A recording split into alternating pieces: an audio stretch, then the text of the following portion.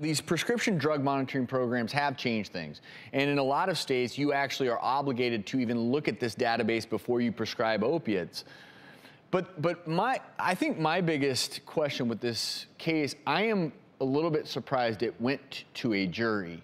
I do feel bad that the bus driver lost his job, but you shouldn't probably be in that job if you're on those kinds of medicines. It was nipped in the bud, and people don't understand that we can't even acknowledge whether somebody is our patient or not. I can't say, oh, well, John came in to see me for some Botox. I can't even say, I can't even mention that he came into my office. Right, but so privacy is very important. Only when other people are in danger, like that should be the only exception, and that's what HIPAA wants. But I do want to say, I'm surprised that the system isn't set up in a better way. We have to protect our kids. Like, you have a bus driver. He had over 1,600 pills prescribed in less than 4 years, and nobody caught that. Like, there should be a system where they can look and see, with this drug monitoring program that we have, run the names through the database and make sure. You can't do that now because there are requirements. You have to obtain a commercial driver's license. You have to get a school bus endorsement. There is a criminal background check, and there is also a medical certificate required.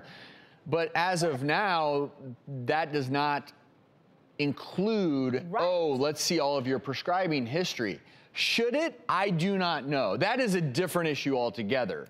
I don't know that you want to go there. If they're only doing random drug screens on people like that are driving children around, I feel like there is an issue with that. And I understand what you're saying. You want to protect people as much as possible, but I mean that's let's just say though. Let's play devil's advocate here. So there's a big difference between a patient who's exhibiting behaviors of withdrawal, who's potentially about to leave your office and go drive a bus.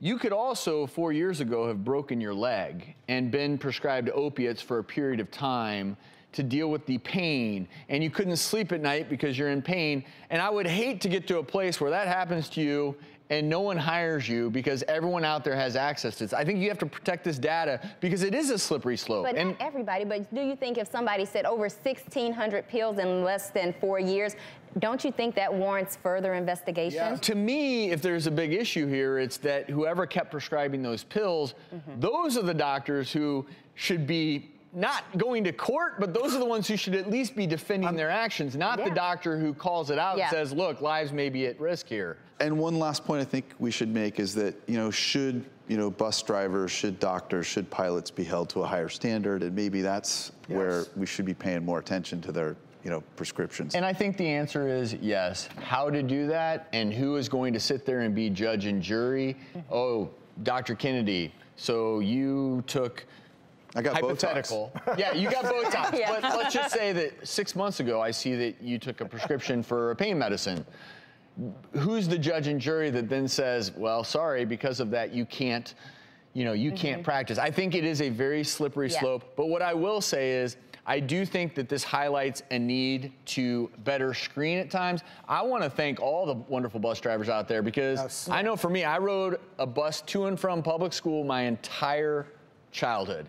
And I got there safe and sound every single day, and I love my bus drivers. So I want to give them a shout out for the hard work they do. They become part of the family. And I hope this bus driver gets the help that he needs. Yes. If there's an addiction issue.